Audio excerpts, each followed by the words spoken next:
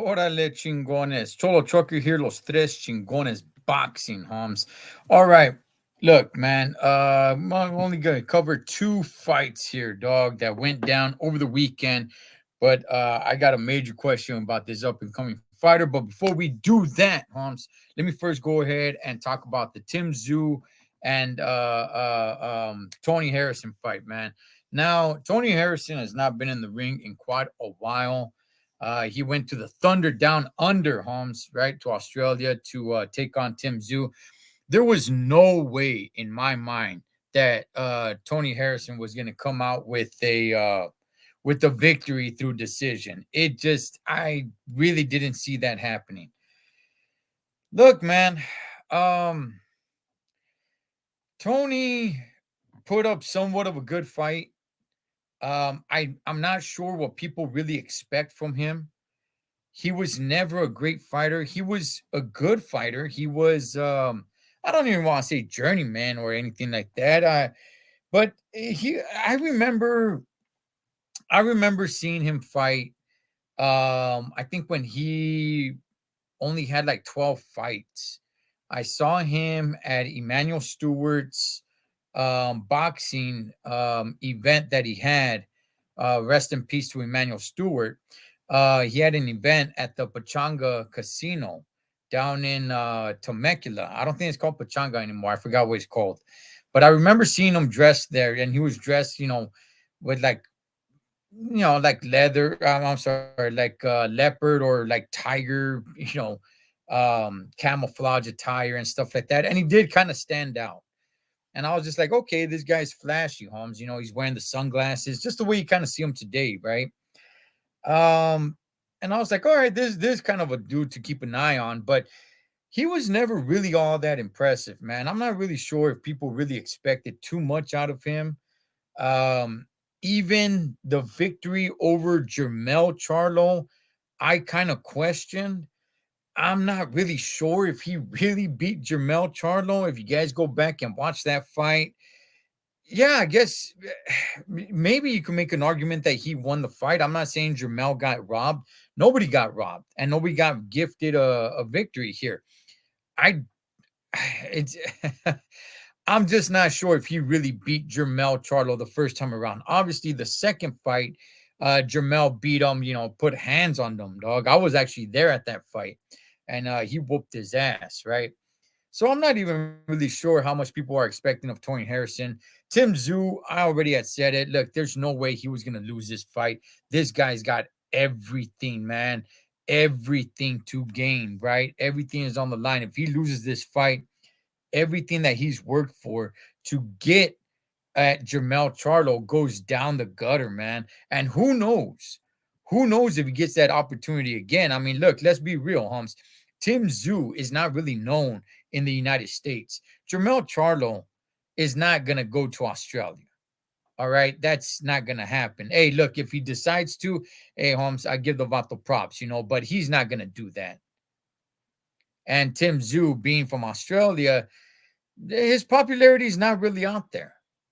So this is his one shot, dog. And he's in the running.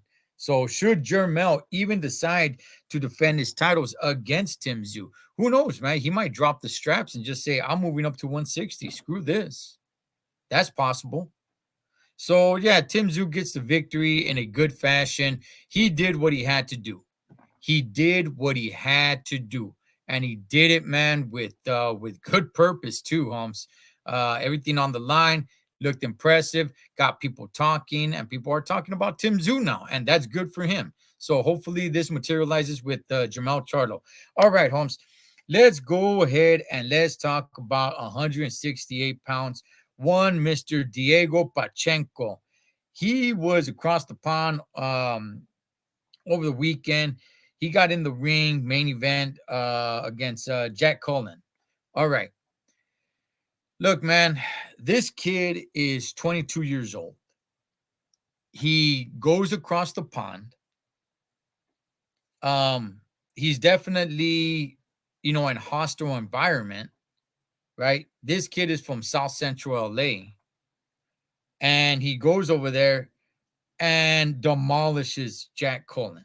Okay, now Jack Cullen does have somewhat of decent moments, not really good moments. He does show that he's a little bit in the fight. Never really hurt Diego Pacheco. Um, Pacheco always was in control of the fight. I don't know if anybody wants to give little leverage meat cleaver Jack Cullen a round or two. I'm not really sure. I didn't really see any of that.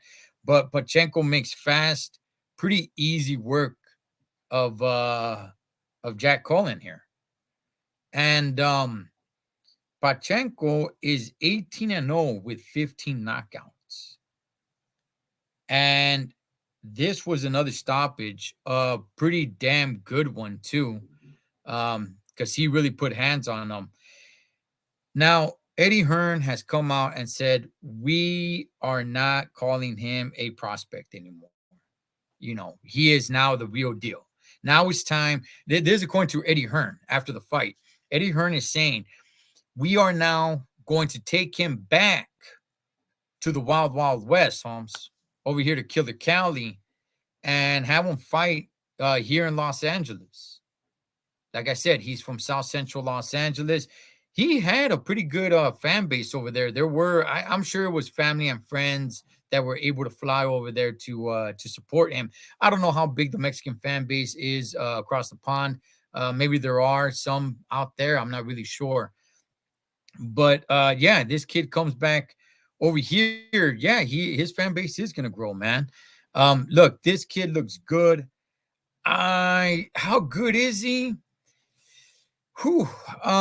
I'll tell you guys a couple of flaws that I see that's going to hurt him, Holmes. And one of those things is he drops his hands a lot. A lot. This Vato keeps dropping his hands. Every time he throws a punch, he's dropping his hands. So there is no need to rush this kid. Like I said, he's 18-0 with 15 knockouts. He's 22 years old. Let the kid breathe. No need to rush him at 22 years old. Look, we could still, work him for 3 more years, man. Let the kid be 25 before we really start trying to get him in there with some of the big dogs. The kid's 22, man. Is he the real deal? Man, I think he has the potential of it. But I do see some flaws, man. One of the biggest flaws is he drops his hands a lot. And let's not rush this kid, man. Let's really, really not rush this kid. I am excited to see him fight more. I do want to see a lot more from this kid. Hopefully, we're still not that far into the year. Hopefully, we get to see this kid, I would say, at the very minimum, very, very minimum, 2 more times. At the very minimum. But I'd like to see him 3 more times. He's getting his competition out of there pretty fast. And he's not really taking a lot of punishment. And he's young. His body heals quick and he's not taking punishment. So there's really no need to be putting this kid up on the shelf and making him wait. The very bare minimum. Throw him in there 2 more times this year. Next year, have him fight 4 times.